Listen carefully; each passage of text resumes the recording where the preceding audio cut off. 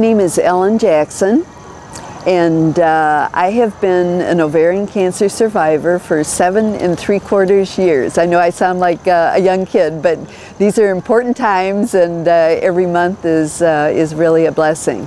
I was diagnosed January of '02.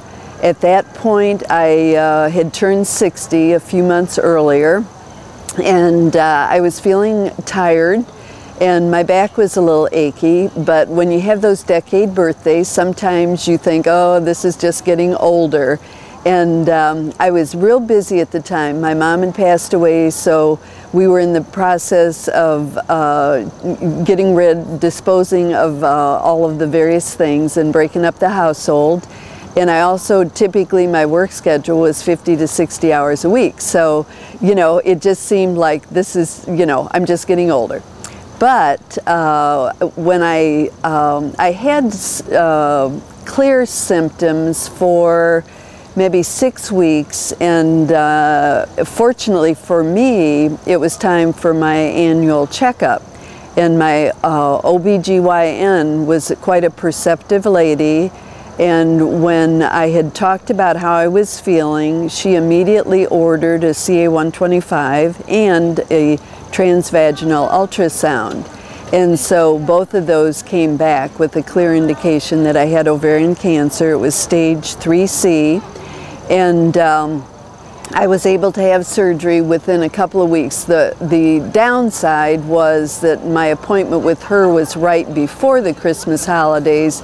So the shutdown of the holidays probably slowed things up maybe a week to 10 days. But I was very fortunate. Dr. Andrews, who was at UTMC at the time, did my surgery and did an excellent job, felt that he got it all, and removed about 6 inches of my small intestine. There was tumors had metastasized to that part of my abdomen, but he was able to get it all. And since then, probably the key thing that has happened is my daughter in '06 was diagnosed with breast cancer, and she was age 40 at the time. And it was key that age 40 breast cancer diagnosis is considered young. And I had ovarian cancer, so I had the genetic testing done, and it came back that my BRCA1 gene is mutated. Since then, my daughter had the same testing done, and unfortunately she has the same mutated gene, and my brother's daughter also had it done. She, a year before, had been diagnosed with bladder cancer, which there doesn't seem to be a known connection, but I don't know that we really know everything. And so she also was diagnosed positive. So both my daughter and my niece have had the ovaries and fallopian tubes removed, and hopefully will prevent them from ever experiencing ovarian cancer. Now, because of this genetic mutation, what I've read, and I seem to be proving it, is that my likelihood of recurrence is greater, but my response to chemo can also be better than some cases. I've had several recurrences. I think I'm on maybe my 5th at this point, and a week ago I had my 112th chemo, which is a remarkably high number. You know, I just feel very blessed that there is that amount of treatment out there. I think I've had 6 chemicals at this point, and some I've had, you know, 40 or 50 treatments of them, and some I've had 2 or 3 because they didn't seem to prove effective for my particular situation. Right now I'm on a regimen of Gemzar, weekly, week 1, week 2, week 3, and then week 4 is an off week. This happens to be my off week, so timing worked out really well.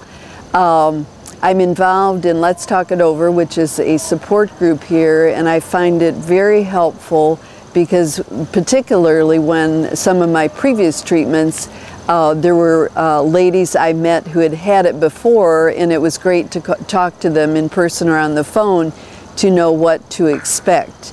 And I'm also involved with the NOCC group locally here that's awareness and puts on an event like this walk. And it's just, when I was diagnosed with ovarian cancer, I was clueless.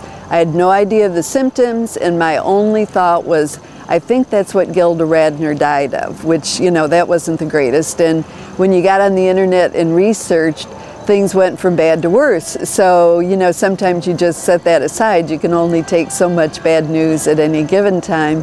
And, you know, everybody is different. There's similarities, but each of us seem to also have our own different uniqueness. And so, as I say, I feel very blessed to be here, and, you know, I'm feeling well. You know, my hair may not reflect that, but, you know, hair is hair, hair is not life. So, you know, and I just am very hopeful that sometime soon there will be an annual screening test that is accurate, that will help women prevent this, because most women think that the Pap test covers everything and everything below the waist, and that's not true at all. So, you know, that's my hope for the future. Thank you.